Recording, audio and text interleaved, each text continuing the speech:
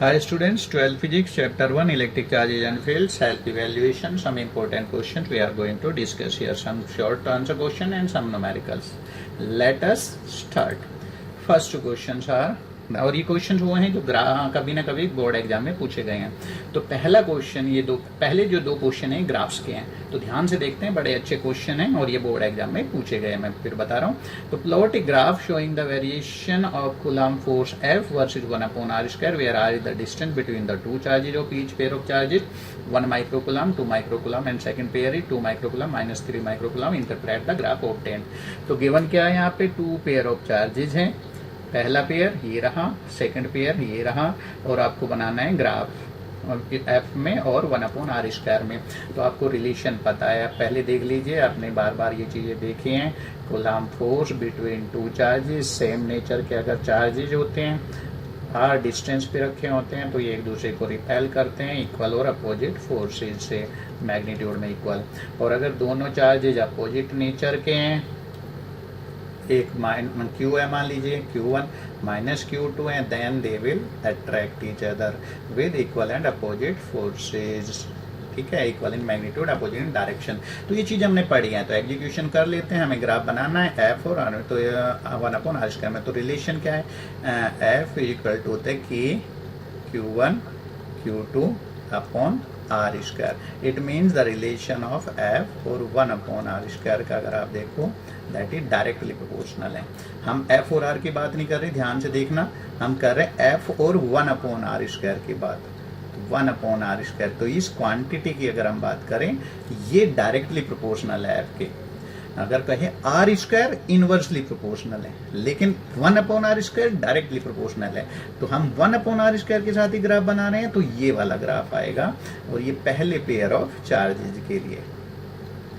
और repulsive force होगा, repulsive को हम पॉजिटिव फोर्स से दिखाते हैं. क्लियर है? सेकंड पेयर ऑफ चार्ज की बात करें, तो यहाँ पे भी है प्रोपोर्शनल टू, तो 1/r² ये है. लेकिन अट्रैक्टिव फोर्स होगा 2 माइक्रोकूलम्ब माइनस 3 माइक्रोकूलम्ब. चार्ज की बात कर रहे हैं पेयर की, तो यहाँ पे माइनस फोर्स, और उसको हम अट्रैक्टिव फोर्स को हमेशा माइनस फोर्स से दिखाते हैं. तो कोई प्रॉब्लम नहीं होनी चाहिए.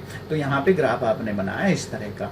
अब आपसे कोई पूछे यहाँ पे कि भाई ये ग्राफ डायरेक्टली है, और कोई पूछे आपसे कि भाई ये ग्राफ एफ और आर में बनाओ, एफ और आर में, फिर आएगा आपका graph inversely proportional, F proportional to 1/r². क्योंकि यहाँ एफ और आर में ग्राफ है और r² इनवर्सली प्रोपोर्शनल है एफ के. ध्यान से देखो, f is inversely proportional to r², but f is directly proportional to 1/r². इसलिए 1/r² के साथ ग्राफ बनाओगे तो स्ट्रेट लाइन आएगी, क्योंकि ये डायरेक्टली प्रोपोर्शनल है इन दोनों क्वांटिटीज के बीच में, यानी कि f और 1/r² के बीच में. तो इसमें कोई डाउट नहीं होनी चाहिए. क्लियर हो गया क्वेश्चन? कोई आपसे पूछे इंटरप्रेट द, यानी कि थोड़ा सा इसके बारे में डिटेल में आपको एक्सप्लेन करना है, तो आप बताओगे बिकॉज जब r डिक्रीज होता है तो 1/r² इंक्रीज होता है, तो f बढ़ेगा. ये हो गया आपका. तो यहाँ समझाना चाहो तो समझा दो आप इसको कि when r decrease it means 1/r² increase, it means force will increase. हो गया, दोनों फोर्सेज में लगेगा. क्लियर है? कोई प्रॉब्लम नहीं होनी चाहिए. सेकंड देखते हैं.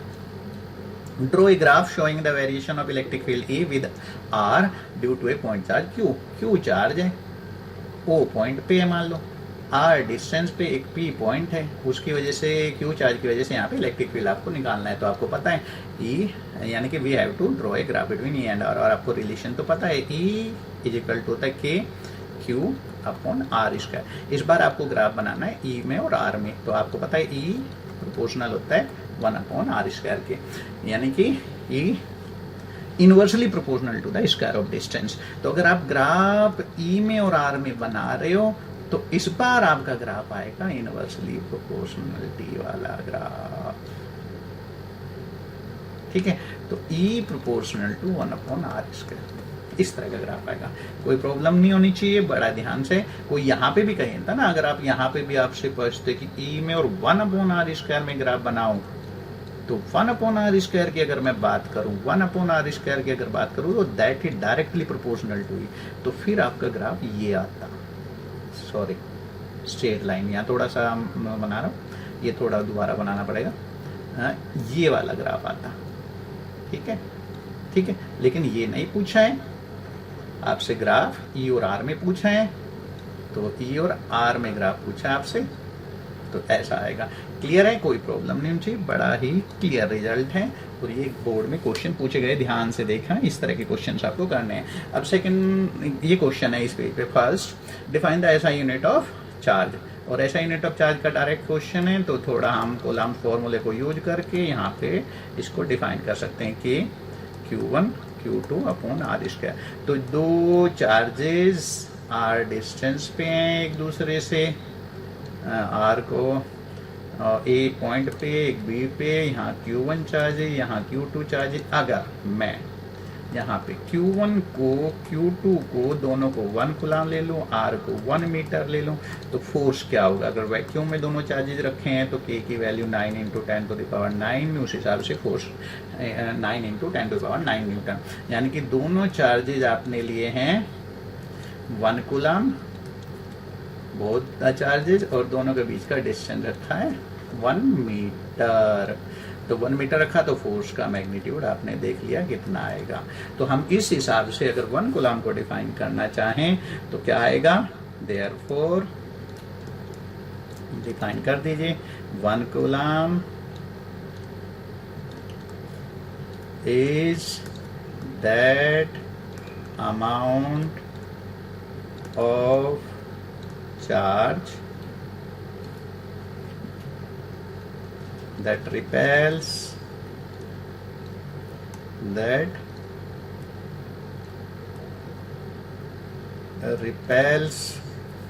an equal and similar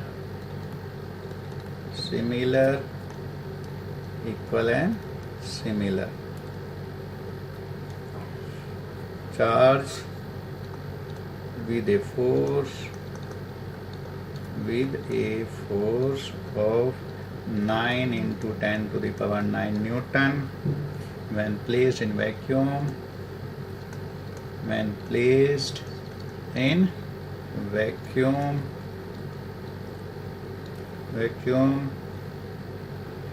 at a distance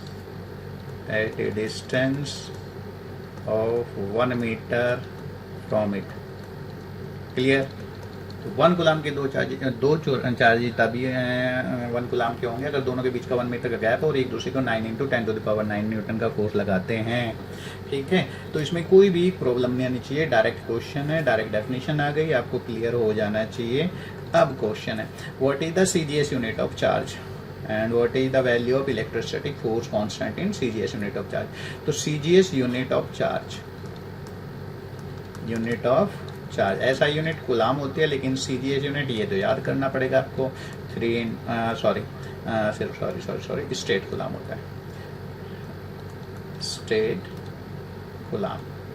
ठीक है, 1 स्टेट कूलम्ब, और इसका रिलेशन कूलम्ब के साथ होता है 1 कूलम्ब इज इक्वल टू होता है ऐसा यूनिट चार्ज की CGS यूनिट से रिलेशन 3 × 10⁹ स्टेट कूलम्ब। याद रखना, इसको कोई भी प्रॉब्लम नहीं आनी चाहिए यहाँ पे, तो ये रिलेशन तो आपको याद रखना पड़ेगा। अब सेकंड पार्ट क्या है, ये कह रहे हैं what is the value of electrostatic force constant in CGS unit. तो इलेक्ट्रोस्टैटिक फोर्स कांस्टेंट की वैल्यू अगर मैं वैक्यूम की बात करूँ 9 × 10⁹ न्यूटन मीटर स्क्वायर पर कूलम्ब स्क्वायर होती है। इसको CGS यूनिट में अगर चेंज करना हो तो 9 × 10⁹ तो है, न्यूटन को CGS में 10⁵ time, metre square means 100 centimetre square, और पावर -2 है तो नीचे जाएगा कूलम्ब, तो हम इसकी जगह लिखेंगे स्टेट कूलम्ब, और एक कूलम्ब होता है 3 × 10⁹ स्टेट कूलम्ब, और इसका स्क्वायर। क्लियर? सोल्व कर लेना, 1 आएगा तो 9 सेंटीमीटर स्क्वायर और स्टेट कूलम्ब पावर -2। तो CGS में K की न्यूमेरिकल वैल्यू 1 होगी, ध्यान रखना। और आपको पता है K इक्वल टू होता है 1/K, यहाँ पे K होता है dielectric constant of the medium, तो वैक्यूम के लिए तो इसकी वैल्यू 1 होती है, लेकिन कोई दूसरा आप डाइलेक्ट्रिक मीडियम लोगे तो उसकी वैल्यू आएगी। तो वैक्यूम के लिए के की वैल्यू 1, स्मॉल के की वैल्यू भी 1 आएगी सीजीएस सिस्टम ऑफ यूनिट्स में। यानी कि स्मॉल के को हम यहाँ करें dialect electrostatic force constant, capital के से हमने रिप्रेजेंट किया डाइलेक्ट्रिक कांस्टेंट। और अगर कोई किसी, ये तो वैक्यूम की बात थी, ये सारी हमने वैक्यूम के लिए पढ़ा है, फॉर वैक्यूम। और वो कोई कहे कोई मीडियम की बात करें तो फॉर एनी अदर मीडियम तो के की वैल्यू डिपेंड करेगी डाइलेक्ट्रिक कांस्टेंट पे। जैसे माइका के लिए के की वैल्यू 6 होती है, कैपिटल के डाइलेक्ट्रिक कांस्टेंट, तो स्मॉल के 1/6 हो जाएगा। वाटर के लिए के की वैल्यू 81 होती है, यानी कि डाइलेक्ट्रिक कांस्टेंट, तो स्मॉल के का मतलब इलेक्ट्रोस्टैटिक फोर्स कांस्टेंट 1/81 हो जाएगा। तो वैक्यूम के लिए स्मॉल के की वैल्यू और कैपिटल के की वैल्यू 1 होते हैं सीजीएस यूनिट में। ध्यान रखना, सीजीएस यूनिट की मैं बात कर रहा हूँ, वरना तो स्मॉल के की वैल्यू आपको पता है इलेक्ट्रोस्टैटिक फोर्स कांस्टेंट की वैल्यू होती है 9 × 10⁹ न्यूटन मीटर स्क्वायर इन ऐसा यूनिट। लेकिन सीजीएस यूनिट में इसकी वैल्यू 1 होती है। कैसे होती है आपने कैलकुलेट कर लिया। नेक्स्ट देखते हैं, एक क्वेश्चन है और इसमें तो फिर हमें वही स्टेप यूज करने पड़ेंगे क्योंकि न्यूमेरिकल्स हैं। तो फर्स्ट स्टेप हमने क्या पढ़ा था, read the question carefully 2 times और इफ नीडेड 3 टाइम्स 4 टाइम्स, जितनी बार पढ़ना है क्वेश्चन को बड़े ध्यान से पढ़ना है, यहाँ पे टाइम लगाना है आपको। फिर आपको गिवन नोट कर लेना है, फिर आपको देखना है कि क्या करना है, क्वेश्चन में क्या पूछा गया है, व्हाट टू डू। फिर डायग्राम अगर पॉसिबल है तो बना लीजिए, ऐसा यूनिट में यूनिट्स को चेंज कर लीजिए और फिर आप देखिए कौन सा फॉर्मूला लगता है उस हिसाब से एग्जीक्यूशन कर दीजिए। तो ये क्वेश्चन देखते हैं, हम पढ़ते हैं इसको पहले ध्यान से। A free pith ball A of 8 gram carries a positive charge of 5 × 10⁸ coulomb, 5 × 10⁸ coulomb. What must be the nature and magnitude of the charge that should be given to second pith ball be fixed 5 cm below the former ball so that the upper ball is stationary। तो यहाँ पे एक ball दी है, M A इसका मास है 1 ग्राम, Q A इस पे charge है, आर सेंटीमीटर 5 सेंटीमीटर नीचे एक दूसरी बॉल है, उस पर आपको चार्ज पता करना है जिससे अपर बॉल स्टेशनरी है। तो व्हाट टू डू का मतलब चार्ज पता करना है जिससे अपर बॉल स्टेशनरी है, ए बॉल स्टेशनरी रहे। तो डायग्राम बना लेते हैं, तो एग्जीक्यूशन करना है हमें। तो हमें देखना है कि अगर ए बॉडी यहाँ पे रखी है, इसका हमें मास भी पता है, इस पे हमें चार्ज भी पता है, गिवन है क्वेश्चन में, तो हमें पता है इसका वेट हमेशा नीचे को काम करेगा। और ये बॉल हमने फिक्स रखी है, फिक्स, बी बॉल तो फिक्स्ड है। तो अगर हम ए बॉल को यहीं रखना चाहते हैं तो बी बॉल पे कुछ हमें ऐसा चार्ज देना पड़ेगा, सेम नेचर का देना पड़ेगा, जो इसको रिपेल कर सके और ऊपर को इस पे इलेक्ट्रोस्टैटिक फोर्स इसके वेट के बराबर लगा सके। क्लियर है? तो इलेक्ट्रोस्टैटिक फोर्स इस बॉडी, ए बॉडी के वेट के बराबर अगर लग जाए तो ये स्टेशनरी रहेगी। यहाँ पे ये थोड़ी सी लाइन मुझे थोड़ी सीधी बनानी है, तो इसमें थोड़ा टाइम लग रहा है, लाइन सीधी बनानी है आपको। तो ये फोर्स एफ ई, इसका मतलब कंडीशन क्या है, for equilibrium of upper ball, यानी कि अपर बॉल को रेस्ट में रखने के लिए इक्विलिब्रियम ऑफ रेस्ट की बात कर रहे हैं। तो इस पे फोर्स जो है एफ ई इलेक्ट्रोस्टैटिक, इसके वेट के बराबर होना चाहिए। अब एफ ई की वैल्यू तो हमें पता है कि वैक्यूम में Q A Q B upon R square M G. तो सारी वैल्यूज आप पुट कर दीजिए। वैक्यूम के लिए स्मॉल की यानी कि इलेक्ट्रोस्टैटिक फोर्स कांस्टेंट की वैल्यू हम लेते हैं 9 × 10⁹, क्यू ए मैंने क्वेश्चन में दिया है 5 × 10⁸ कूलम, क्यू बी हमें निकालना है, क्यू बी निकालना है, तो क्यू बी निकालना है, आर स्क्वायर गिवन है। अच्छा, इनको सबको आपको पहले एसआई यूनिट में चेंज करना है, तो 8 × 10⁻³ kg, ये थोड़ा स्टेप हमें पहले कर लेना था, और 5 × 10⁻² मीटर। तो वैल्यूज रखिए अब, तो यहाँ आएगा 5 × 10⁻² मीटर का स्क्वायर आ जाएगा। और यहाँ mg का मतलब है बॉडी का मास, 8 × 10⁻³ kg, g की वैल्यू 9.8। तो अब देखिए यहाँ पे सारी वैल्यू, जब तो मैथमेटिक्स करना है बस आपको, फिजिक्स डन। क्यू बी को छोड़ के बाकी सारी वैल्यूज दी हुई है, तो सॉल्व कर लेना, आंसर आएगा कूलम में, क्योंकि आपने ऐसा यूनिट ली है तो क्यू बी भी ऐसा यूनिट में ही इसका आंसर आएगा। और इन्होंने नेचर भी पूछी है, तो आप यहाँ से मैग्नीट्यूड तो निकाल लोगे, क्यू बी का नेचर भी बताना पड़ेगा। तो अगर क्यू बी क्यू ए पे रिपल्सिव फोर्स लगा के सेम नेचर होने चाहिए, क्यू ए पे पॉजिटिव चार्ज है तो इस पे भी जो नेचर है क्यू बी के चार्ज की वो पॉजिटिव ही होनी चाहिए। तो दोनों आंसर जो भी क्वेश्चन में पूछे जाए पूरा आंसर दीजिए। तो मैग्नीट्यूड पूछा था वो बताना है आपको और यहाँ पे उसका नेचर बताना है। मुझे नहीं लगता ज़्यादा प्रॉब्लम आएगी आपको इस क्वेश्चन में। नेक्स्ट बढ़ते हैं। ये क्वेश्चन ही बड़ा इंपॉर्टेंट है, देखने से ही लग रहा है और बच्चे कई बार देखते हैं कि ये तो बड़ा मुश्किल लगता है, लेकिन आप देखना कितनी इजी अगर हम स्टेप वाइज चलेंगे। टू स्मॉल स्फीयर्स, पहले रीड करेंगे क्वेश्चन को। Two small spheres each having mass m kg and charge q coulomb are suspended from a point by insulating threads each l metre long but of negligible mass if theta is the angle each thread makes with the vertical when equilibrium has been attained, show that. तो question को दूसरी बार तीसरी बार जितनी बार पढ़ना है पढ़ लीजिए, video को पॉज करके देखिए, पढ़िए और फिर क्वेश्चन को समझ लीजिए। तो अब मैं देखता हूँ यहाँ पे गिवन क्या है। तो दो बॉडी दी हमें इन्होंने, यहाँ दो स्मॉल स्फीयर है, दोनों के मास है m kg, दोनों पे चार्ज है q कूलम, दोनों पे लेंथ दी है, दोनों थ्रेड से लटके हुए l मीटर से और दोनों के थ्रेड वर्टिकल से एंगल बना रहे हैं थीटा। तो ये क्वेश्चन में गिवन है और हमें करना क्या है, हमें ये रिलेशन प्रूव करना है कि q square is equal to 4 pi square L 4 mg L square sine square theta tan theta 4 pi. तो ये रिलेशन करना है। तो आप देख लीजिए क्वेश्चन दिया है, राइट साइड में हम इसका डायग्राम बना लेते हैं। यहाँ पे ऐसा यूनिट में चेंज करने की जरूरत नहीं है क्योंकि सिर्फ हमें ये रिलेशन प्रूव करना है। तो देखिए ये दो थ्रेड है, दो बॉडेड क्यू है ए और बी। तो किसी एक बॉडी को अगर हम इक्विलिब्रियम में प्रूव कर दें जैसे ए बॉडी को, तो बी भी उसी सिचुएशन में है, उसका बी का भी सेम ही मैथमेटिक्स होगा। तो हम किसी एक के लिए प्रूव करेंगे। तो हमें पता है ए बॉडी पे फोर्स लगेगा mg जो इसको नीचे की इसकी तरफ इसका वेट, बी बॉडी उस पर चार्ज है, ए पे भी चार्ज है तो इस पे एक इलेक्ट्रोस्टैटिक फोर्स लगाएगी। और अगर ये बॉडी ए आपकी इक्विलिब्रियम में है तो दो फोर्स की वजह से तो नहीं रह सकती, एक फोर्स और लग रहा है, ध्यान से देखें यहाँ पे इस पे सॉरी यहाँ पे फोर्स लग रहा है tension in the string. Clear है। तो बॉडी पे अगर कोई कहे कि भाई एग्जीक्यूट करना है हमें क्वेश्चन को, ये सारे गिवन है, हमें ये भी पता है क्या करना है, तो पहले क्वेश्चन को ऑब्जर्व करिए।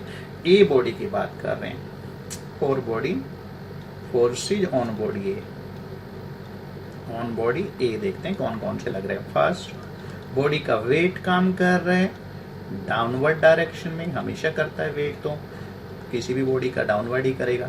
यहाँ पे बॉडी पे एक इलेक्ट्रोस्टैटिक फोर्स लग रहा है और वो बॉडी पे लग रहा है राइट टू लेफ्ट, और एक बॉडी पे तीसरा फोर्स है टेंशन इन द स्ट्रिंग।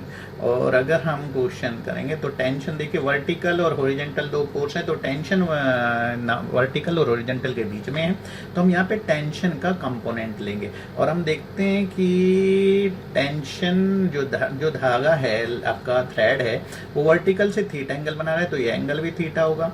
तो टी के कंपोनेंट, टेंशन के कंपोनेंट वर्टिकल डायरेक्शन में आएगा टी कोस थीटा, और हॉरिजॉन्टल डायरेक्शन में अगर मैं टी का कंपोनेंट निकालूं तो टी साइन थीटा। तो टी टेंशन के दो कंपोनेंट हो गए, वर्टिकल टी कॉस थीटा जो वर्टिकली अपवर्ड डायरेक्शन में काम करेगा, और टी साइन थीटा जो left to right horizontal direction में काम करेगा। तो बॉडी अगर इक्विलिब्रियम में है तो फिर बॉडी पे देख लीजिए आप डायग्राम से पता चल रहा है, और equilibrium of rest of body equilibrium, इसका मतलब बॉडी पे जो वर्टिकल अपवर्ड फोर्स है टी कोस थीटा, इसने बॉडी के वेट को बैलेंस किया, इक्वेशन नंबर 1, और जो हॉरिजॉन्टल कंपोनेंट है इसने बॉडी पे लगे हुए इलेक्ट्रोस्टैटिक फोर्स को बैलेंस किया, Fe अगर मैं उसकी वैल्यू रखूं तो K क्यू स्क्वायर, दोनों चार्जेस बराबर हैं क्यू ए क्यू बी, तो क्यू स्क्वायर आर स्क्वायर, और आर स्क्वायर की जगह मैं वैल्यू रख सकता हूँ यहाँ पे आर क्या है, ए और बी के बीच का डिस्टेंस। ए और बी के बीच का डिस्टेंस अब देखना है, तो धागे की लेंथ एल है, ये एंगल थीटा है, तो ए सी होगा एल साइन थीटा, और ए सी से डबल ए बी है तो 2l साइन थीटा, तो 2l साइन थीटा का स्क्वायर हो गया। इक्वेशन सेकेंड, इसको ध्यान से समझो। अब हमारा क्वेश्चन हो जाने चाहिए, हमें दो इक्वेशन मिल गई, मैथमेटिक्स है, अब तो सोल्व कर लीजिए इक्वेशन को। Divide equation second from equation first we get, क्या मिलेगा आप करिए सेकंड को, क्योंकि हमें टेंशन, हमें क्वेश्चन में फाइनल रिलेशन में कहीं भी यहाँ टेंशन नहीं आ रहा है, तो इसका मतलब टेंशन को तो हटाना है। तो टेंशन को हटाने का मतलब है डिवाइड कर दीजिए, टेंशन से टेंशन कट जाएगा, sine theta divide by cos theta, तो टेन थीटा आएगा लेफ्ट साइड में। राइट साइड में क्या आएगा आपका कि Q square 4 L square sine square theta, और mg भी नीचे ही आएगा। अब ये सारी चीजें हमें पता है, और रिलेशन और k की वैल्यू 1/4 पाई एप्सिलॉन नॉट भी आप लिख लीजिए, क्योंकि फाइनल रिलेशन में k नहीं है, 4 पाई एप्सिलॉन नॉट के टर्म में वैक्यूम में आपका सिस्टम है। तो अगर मैं ये सारा बस इनको रीअरेंज करना है, क्यू स्क्वायर को एक तरफ लेना है और बाकी सारी की चीज़ों को एक तरफ लोगे, तो जैसे क्वेश्चन में लिखा है उसी तरह से आप इसको लिख सकते हो।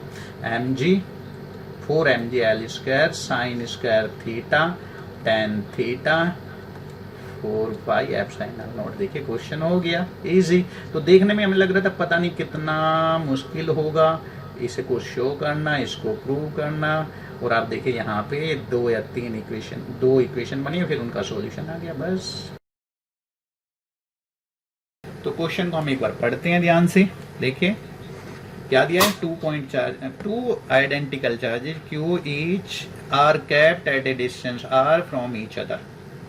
A third charge Q is placed on the line joining the above 2 charges such that all the 3 charges are in equilibrium, and what is the magnitude, sign and position of the charge Q. तो given क्या है, दोनों charges Q amount के हैं, दोनों के बीच का डिस्टेंस r है। करना क्या है हमें, थर्ड चार्ज को हम कहाँ रखें कि सिस्टम यानी कि x की वैल्यू क्या हो कि सिस्टम इक्विलिब्रियम में हो। तो थर्ड चार्ज का आपको मैग्नीट्यूड भी चाहिए और नेचर भी चाहिए यानी कि साइन चाहिए। तो एग्जीक्यूट कर लेते हैं, डायग्राम हमने बना लिया। तो एग्जीक्यूशन में आप देखिए 4 Q charge in equilibrium, Q charge को इनके मिड में हम रख सकते हैं। अगर बाहर रखेंगे दोनों सेम नेचर के चार्ज हैं तो कभी भी यानी कि A B से बाहर कभी भी इक्विलिब्रियम में पॉसिबल ही नहीं है, तो Q को बीच में ही रखना पड़ेगा। इक्विलिब्रियम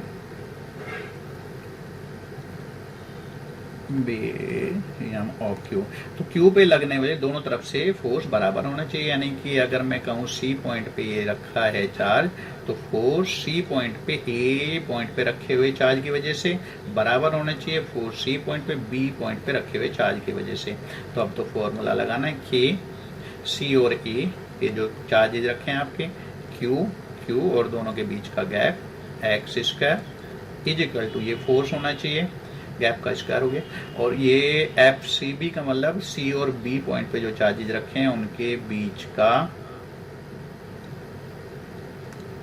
फोर्स, और यहाँ जो डिस्टेंस है अगर इसे x लिया हमने तो ये r माइनस एक्स। तो जब हम इन्हें सॉल्व करेंगे जो कॉमन चीजें हमें कट जाएंगी और x स्क्वायर आएगा r minus x whole square. तो अगर मैं इसको सॉल्व करूं तो x is equal to plus minus r minus x. तो अगर x की वैल्यू लेते हैं प्लस करके r माइनस एक्स आ जाएगा, तो 2x is equal to r और x की वैल्यू r/2। तो एक तो x की वैल्यू r/2 आती है, और अगर हम ब्रैकेट के पहले माइनस लेते हैं तो माइनस r माइनस एक्स, तो ये हो गया माइनस r प्लस एक्स। तो दोनों तरफ x से कट जाएंगे तो x की वैल्यू कैलकुलेट ही नहीं कर पाएंगे इस केस में। तो इसका मतलब x की वैल्यू जो आप सोल्व करोगे यहाँ होगा r/2। तो आपका ये हो गया एक पार्ट क्वेश्चन का, इसका मतलब x की वैल्यू r/2 होना चाहिए। अब सिस्टम अगर इक्विलिब्रियम में आपको रखना है, ये तो Q चार्ज के इक्विलिब्रियम की बात हुई, तो सिस्टम इक्विलिब्रियम में कब होगा, किसी भी एक चार्ज की बात कर लो, दोनों चार्ज एक तरह की हैं, मिरर इमेज टाइप है यहाँ पे। तो किसी भी एक चार्ज पे अगर फोर्स नेट 0 लगे तो वो फिर हम वो चार्ज इक्विलिब्रियम में होगा, और फिर दूसरा भी सिमिलर कंडीशन में सिमेट्रिक में वो भी इक्विलिब्रियम में होगा। तो इसका मतलब इसके लिए हमें देखना है सिस्टम के इक्विलिब्रियम के लिए फॉर इक्विलिब्रियम ऑफ सिस्टम।